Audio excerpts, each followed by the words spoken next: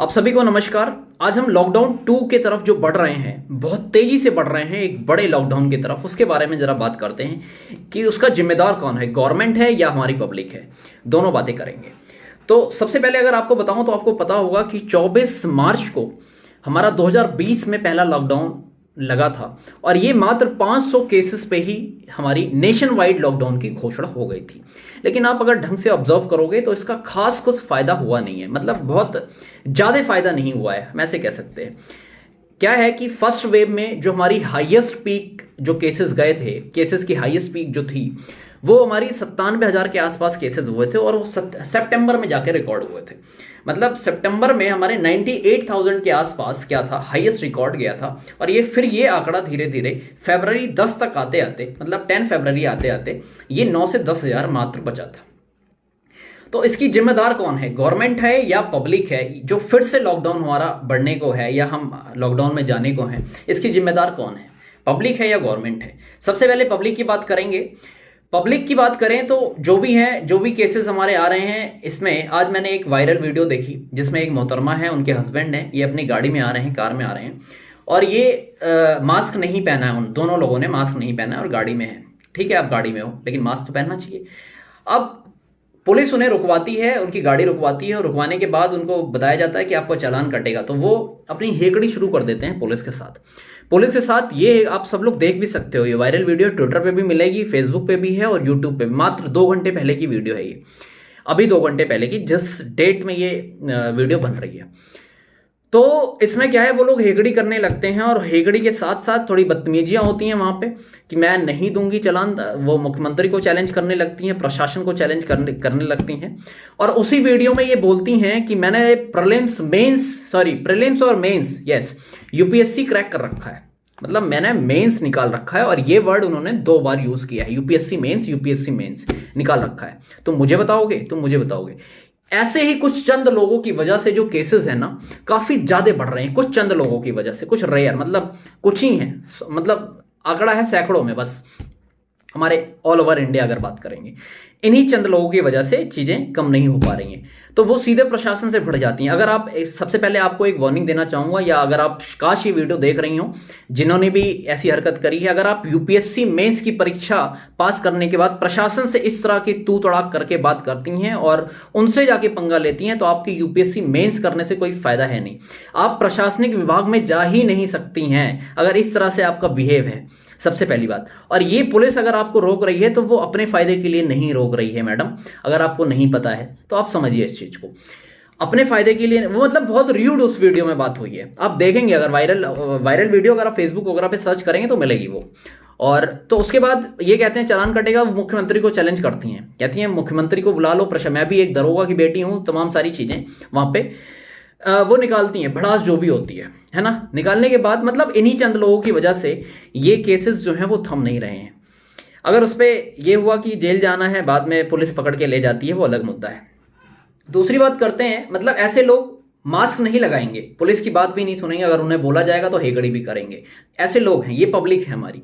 दूसरे लोग क्या होते हैं कि अगर वो रोड पे जा रहे हैं और उनके मास्क का 2,000 रुपये चालान कट गया तो वो उनसे भिड़ेंगे। रीजन मैं कहूं यार, भिड़ने की जरूरत क्यों? अगर आप 10 रुपए का मास्क लगा लो तो 2,000 रुपए देने की जरूरत क्यों होगी? और आप सेफ भी रहोगे। आपकी दोनों पॉसिबिलिटी, मतलब दोनों तरफ से आपका फायदा है। अगर आप 10 रुपए लगाओगे, 10 रुपए ही मात्र खर्च होंगे, आप चालान नहीं दोगे। दूसरी चीज, आप सेफ भी रहोगे, तो आप क्यों ना 10 रुपए का मास्क पहन लो, रीजन। लेकिन आप अगर नहीं पहनोगे तो जो रूल्स बने हैं, गवर्नमेंट पागल तो है नहीं, जो रूल्स बने हैं, जैसे यूपी में ही है, यूपी गवर्नमेंट ने एक बार जो फर्स्ट अटेम्प्ट आएगा, पहले बार में पकड़े जाने पे 1,000, दूसरे बार में 10,000 कर दिया। तो आप कहोगे इतना ज्यादा ये लूटने का काम हो रहा है। लूटने का काम एक्चुअली नहीं हो रहा है, ये आपको जागरूक और आपको थोड़ा स्ट्रिक्टनेस बढ़ाने के लिए हो रहा है और ये फायदा हमारा है, इसमें पब्लिक का फायदा है।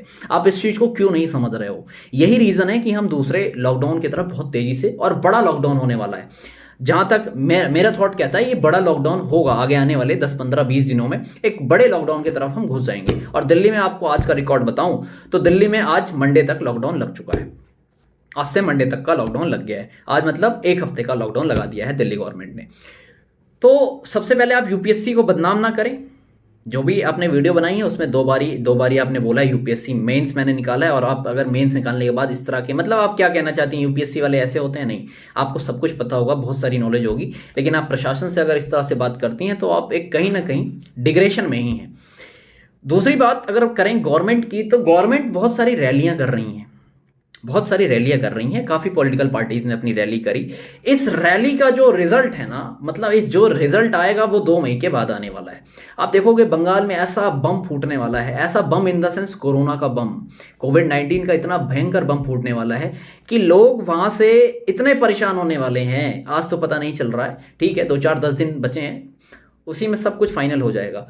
कल राहुल गांधी का मैंने ट्विटर पे बयान देखा जो कि बहुत बढ़िया लगा मुझे। उन्होंने बोला है कि अपनी रैलियां सारी कैंसिल कर रहे हैं, बहुत बढ़िया। ऐसे ही सारी पॉलिटिक्स पार्टियों या जो भी पॉलिटिकल पार्टी हैं, इनको अपने कदम उठाने चाहिए कि ऐसी चीज़ों एटलीस्ट ये सब ना करें। चुनाव बिना रैली के भी हो सकता है अगर उसे मैनेज किया जाए तो। देखो यार, अगर लॉकडाउन लगेगा तो सेक्टर्स तीनों प्रभावित होंगे, प्राइमरी भी, सेकेंडरी भी और टर्शरी भी। तीनों सेक्टर्स प्रभावित होंगे तो हमारी इकोनॉमी ऑटोमेटिकली पीछे जा रही होगी। और वैसे भी हम इस 1 साल के लॉकडाउन में जो है बहुत सारे, मतलब 1 साल के लॉकडाउन में हमने कुछ नहीं तो 6 से 7 साल हम बैक हो गए हैं, ठीक है। हमारे इंडिया इतने बैक पोजीशन में चला गया है। अब अगर बात करें कि ये लॉकडाउन 24 मार्च 2020 को लगा और 500 केसेस पे ही लगा दिया गया, उस समय गवर्नमेंट इतने एग्रेसिव मोड में थी, और अब इतना उस कंपैरेटिवली उतने एग्रेसिव मोड में नहीं है। क्यों नहीं है? यहाँ पे इसकी गवर्नमेंट जिम्मेदार है।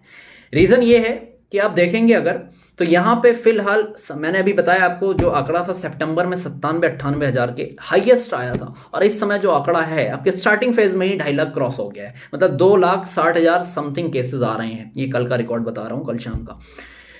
तो इस समय उतना एग्रेसिव मोड में हमारी गवर्नमेंट क्यों नहीं है?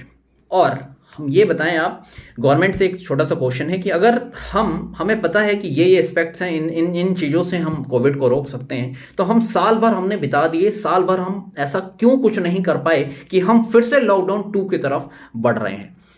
तो प्लीज़ ये सारी चीज़ें, जितनी भी पब्लिक है, पब्लिक के लिए एक छोटी सी रिक्वेस्ट है, आप सभी लोग मास्क तो एटलीस्ट पहने यार, और घरों में रहें, ज़्यादा बेफिजूल ना निकले, है ना, फिजूल में ना निकले बाहर, क्योंकि यार अगर गाइडलाइंस फॉलो नहीं करोगे तो केसेस बढ़ेंगे। और यहाँ पे इकलौती गवर्नमेंट तो कुछ नहीं कर सकती आपका, या कोविड को अकेली गवर्नमेंट नहीं थाम पाएगी।